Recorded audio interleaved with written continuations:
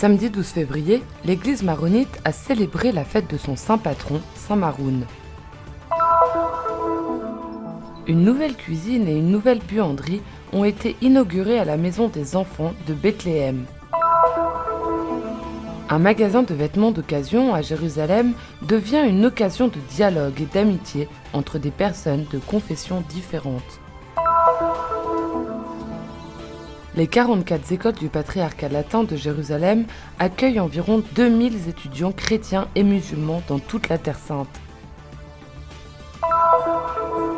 Le Bible Lands Museum à Jérusalem abrite des objets provenant d'anciennes civilisations mentionnées dans la Bible.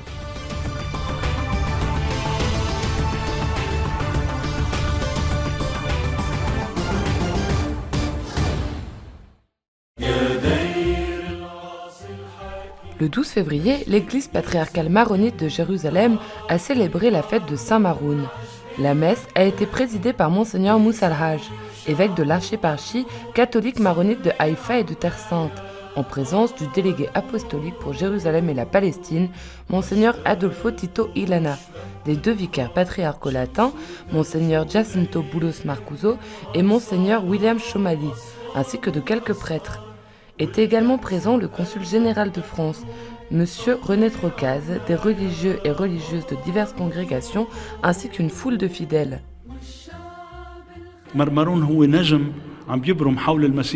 Saint Maroun est comme une étoile qui tourne autour du Christ.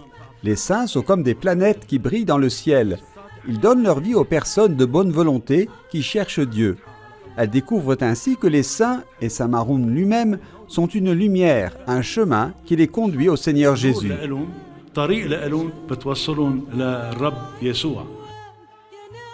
La fête de Saint Maroun est très importante pour les maronites de Terre Sainte. La paroisse de Jérusalem est petite, elle ne compte que 25 familles. Elles fréquentent cette église depuis 25 ans et ont une dévotion particulière pour ce saint.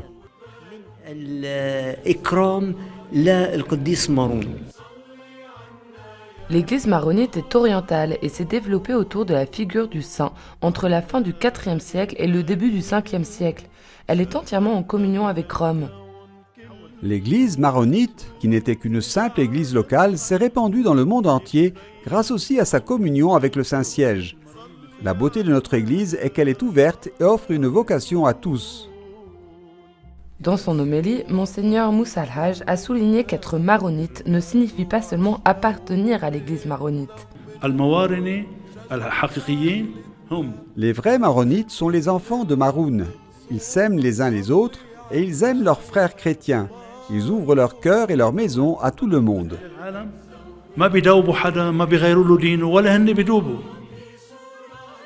À la fin de la messe, Monseigneur Moussa al-Hajj a béni les personnes présentes en leur remettant une icône du saint patron. Bonne fête de Saint Maroun et merci à vous tous.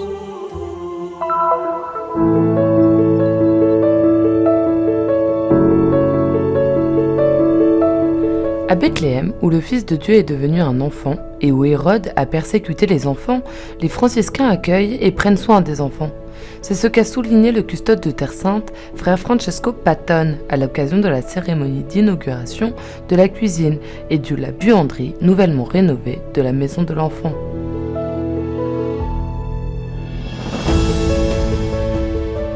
We are doing here in Bethlehem this through the boys' house. Nous le faisons ici à Bethléem par le biais de la maison de l'enfant. Mais nous soutenons aussi les enfants dans des endroits comme Alep, en Syrie, pour les aider à surmonter le traumatisme de la guerre.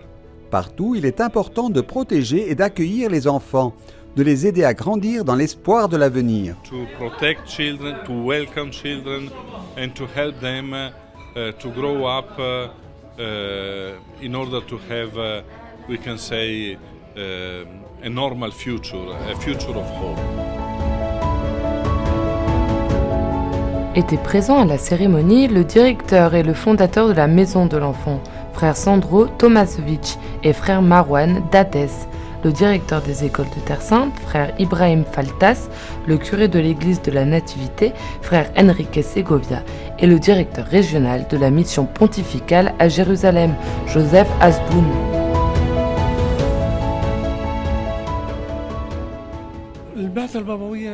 La mission pontificale est très intéressée par les services sociaux fournis par les différentes institutions de la société civile. C'est pourquoi nous avons voulu soutenir le service fourni par la custodie de Terre Sainte à travers la maison de l'enfant de Bethléem. Le projet a été réalisé avec le soutien conjoint de la Franciscan Foundation for the Holy Land, de l'association Pro Terra Sancta et de la mission pontificale de Jérusalem. Dans notre bureau de Bethléem, nous recevons des familles qui ont besoin de partager leurs problèmes et nous sommes prêts à les écouter. Nous nous rendons également chez eux pour voir ce dont ils ont besoin. Certains des enfants que nous avons accueillis ici travaillent aujourd'hui comme employés ou ont leur propre entreprise. Ils ont aussi reçu une éducation pour former des familles solides et ne pas répéter l'expérience de leurs parents. À la fin de la cérémonie d'ouverture, l'anniversaire d'un des enfants a été célébré dans la nouvelle cuisine.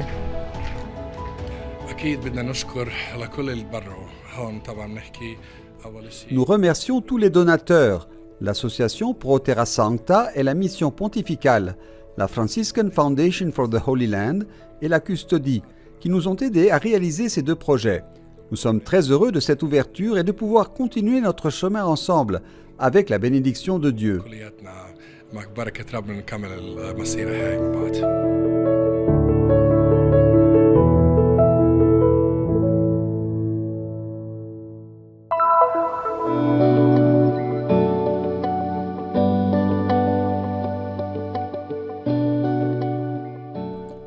Une porte bleue. D'ici, on entre dans une boutique très spéciale, aménagée dans les vestiaires de l'auditorium du YMCA de Jérusalem, The Blue Door.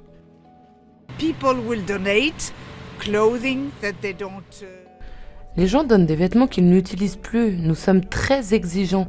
Nous ne prenons que des vêtements propres et en bon état, et ils les apportent ici. Nous vendons tout pour 5 shekels, pratiquement rien, mais nous arrivons à récolter une bonne somme d'argent.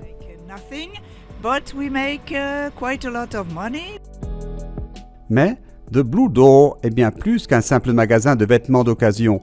Il s'agit d'une porte ouverte à la rencontre et à la collaboration entre personnes de confessions et de cultures différentes. Le projet est né dans le cadre du dialogue interreligieux qui se déroule depuis des années entre la communauté catholique de langue hébraïque et la synagogue de Sion, avec la participation également de certains représentants de l'islam. Nous voulions créer un projet qui essaye vraiment de rassembler les gens des 3 communautés et en même temps faire quelque chose de bien pour les autres. The Blue Door ouvre environ une fois par semaine, des jours différents, en fonction des besoins du YMCA. L'argent récolté est utilisé pour financer des projets et des œuvres caritatives dans les 3 différentes communautés.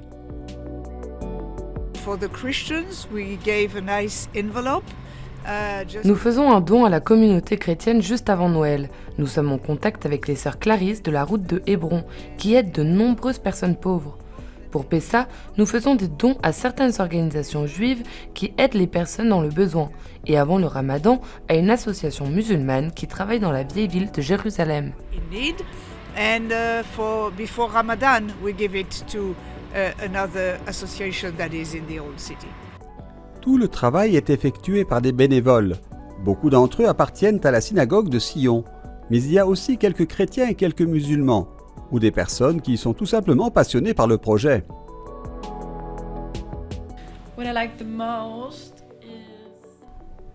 Ce que j'aime le plus, c'est le fait que beaucoup de gens viennent avec des expériences de vie différentes. Parfois, on prend contact, on discute, certains vous invitent à prendre un café. Je pense que ce que j'aime le plus, c'est simplement rencontrer les gens. C'est peut-être les aider à choisir ce qu'ils vont acheter et discuter avec eux. C'est vraiment sympa. Il est également possible de mettre en place quelques initiatives spéciales extra pour aider les personnes dans le besoin, comme la collecte de vêtements chauds et de couvertures pour les sans-abri. Et les surprises ne manquent pas. Quand les gens disent « c'est vraiment pas cher », nous leur disons que tout est destiné à une œuvre de charité et que s'ils le souhaitent, ils peuvent laisser quelque chose en plus, ce qui arrive parfois. Récemment, avant le Nouvel An juif, une dame a fait un don important. Elle était enthousiaste à propos du projet et a laissé 1000 shekels. Nous les avons immédiatement utilisés pour aider des personnes dans le besoin. Those people in need.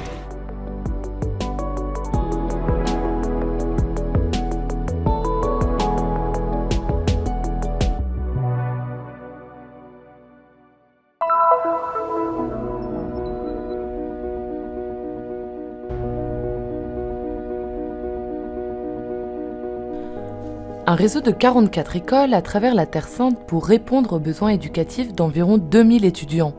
Ce sont les écoles gérées par le patriarcat latin de Jérusalem, à travers les paroisses où elles sont présentes et avec le soutien économique de l'Ordre du Saint-Sépulcre. L'objectif est de fournir un niveau élevé d'éducation en accord avec les enseignements et les valeurs de l'Évangile. Les écoles du patriarcat latin fonctionnent selon les principes et les valeurs catholiques. Chaque élève de nos écoles a le droit d'être traité équitablement et sans discrimination, de vivre dans une atmosphère familiale et de connaître les valeurs évangéliques de respect de la vie, de dignité et de non-violence. Ce sont des valeurs importantes qui sont enseignées dans nos écoles, ainsi que la fraternité dans les relations entre chrétiens et musulmans. Une attitude qui commence avec les enfants et arrive à leurs parents. Soutenir l'éducation des nouvelles générations en Terre Sainte a toujours été l'une des principales missions des chevaliers et dames de l'Ordre du Saint-Sépulcre, qui non seulement soutiennent les activités scolaires quotidiennes, mais couvrent également certaines des dépenses supportées par les familles et payent une partie substantielle des salaires des enseignants. Notre mission en tant qu'enseignants dans les écoles du patriarcat latin est de favoriser la croissance intellectuelle de nos élèves en leur transmettant la passion d'apprendre et en leur donnant des compétences et des connaissances pour construire l'avenir sur leur terre. Nos écoles offrent également aux étudiants des opportunités précieuses par le biais de projets avec des écoles étrangères, de programmes d'échange et d'activités extrascolaires qui contribuent à faire d'eux des individus indépendants, des étudiants critiques et de futurs leaders dans leur communauté. Le soutien de l'Ordre du Saint-Sépulcre a été particulièrement important au cours de l'année et demie écoulée avec l'épidémie de Covid-19, qui a entraîné la fermeture des écoles et l'enseignement à distance.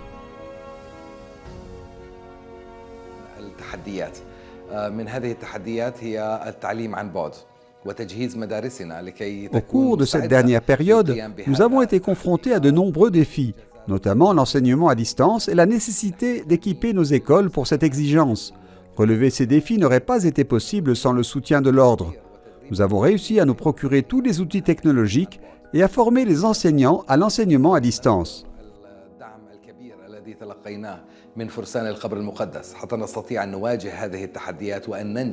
Dans les écoles du patriarcat latin, où les élèves chrétiens et musulmans apprennent côte à côte, la promotion d'un environnement de dialogue interreligieux est également un élément important du processus éducatif.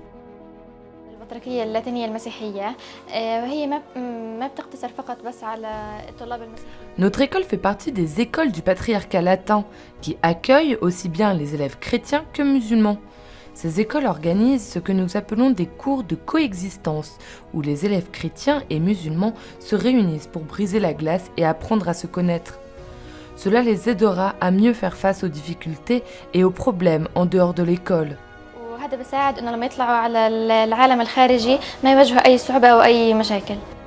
L'éducation est le moyen de construire la paix au Moyen-Orient. C'est pourquoi l'Ordre du Saint-Sépulcre investit beaucoup dans ce domaine et continuera à le faire.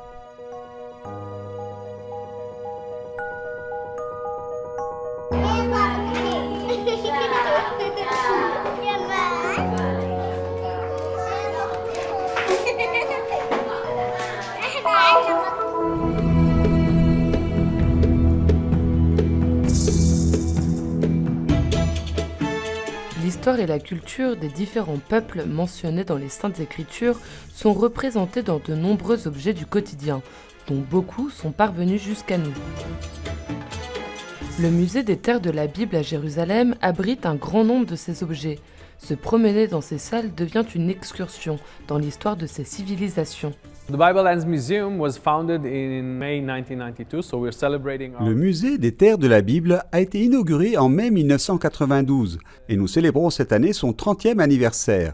Nous pouvons dire que c'est un rêve devenu réalité. L'exposition principale que nous présentons ici a vu le jour en grande partie grâce à la collection privée du fondateur du musée, le docteur Eli Borowski, et de sa femme Batia, qui administre toujours le musée. Batia, who still actually manages the museum. Les objets exposés nous parlent des civilisations égyptiennes, grecques et phéniciennes, mais aussi des Cananéens, des Romains, des Babyloniens et de la vie des premiers chrétiens qui appartenaient à cette terre. The artifacts that we have here are actually antiquities. Les objets que nous avons ici sont de véritables antiquités. Ils proviennent de la plupart des cultures que l'on trouve dans cette région, tant à la période préhistorique qu'à la période historique, il y a environ 10 000 ans, du néolithique à la période byzantine. Nous avons des découvertes incroyables en Mésopotamie, dans l'ancienne Sumérie, en Acadie et en Égypte. À mon avis, c'est l'une des collections les plus impressionnantes d'objets de l'Égypte ancienne. Ancient Sumer, Akkad, from Egypt. I think it's one of the most impressive collections of artifacts from ancient Egypt. Parmi les pièces exposées du musée, on trouve un sarcophage sculpté représentant des événements bibliques. Behind me is this amazing sarcophagus. A noble lady from Rome by the name of Julia Latronilla was buried here. Maybe her husband was supposed to be buried with her. Derrière moi se trouve cet incroyable sarcophage d'une noble romaine nommée Julia Latronilla, qui a été enterrée ici, probablement avec son mari. Cet objet en marbre est à toutes fins utiles une démonstration de la combinaison de l'art classique et de l'héritage biblique, ainsi que de l'apparition du christianisme dans la région. Les scènes représentées sont des récits que l'on retrouve dans le Nouveau Testament, comme l'entrée triomphale du Christ à Jérusalem, ou certains des miracles qu'il a accomplis, tant sur la mer de Galilée qu'à Jérusalem, notamment la guérison de l'aveugle-né à la piscine de Siloé. Mais à côté de ces scènes, nous avons deux objets liés à l'Ancien Testament. L'un d'eux, à côté de moi, est le sacrifice d'Isaac. The Siloam pool, for example. But together with those scenes, the later scenes, we have also two scenes that are related to the Old Testament. One of them, right next to me here, is the bonding of Isaac. Dans cette autre partie de l'exposition, nous pouvons nous faire une idée de ce à quoi ressemblait la ville de Jérusalem dans l'Antiquité et des outils qui étaient alors utilisés. La ville de Babylone est aussi représentée ici. Le musée présente des statuettes de personnes en prière, rois ou roturiers implorant une intervention divine trouvée en Iran, en Syrie et dans le sud de la Mésopotamie. Ceci était utilisé par les familles chaldéennes. Ceci est une tombe égyptienne. Cette exposition et d'autres donnent aux visiteurs un aperçu de la culture de ces civilisations mentionnées dans le texte sacré.